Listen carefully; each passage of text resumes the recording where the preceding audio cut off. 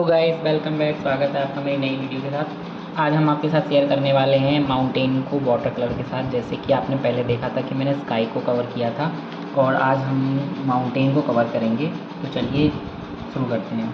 शुरू करने से पहले दोस्तों रिक्वेस्ट करना चाहूँगा कि अगर आपने अभी तक मेरी वीडियो को लाइक और सब्सक्राइब नहीं किया है तो प्लीज़ लाइक और सब्सक्राइब कीजिए और दोस्तों के साथ शेयर कीजिए। तो मैंने सबसे पहले ब्राउन कलर ले लिया है और उसको बहुत पतला सा कर लिया है। जितना पतला करेंगे उतना अच्छा होगा। तो फर्स्ट लेयर के लिए हम शुरू करते हैं।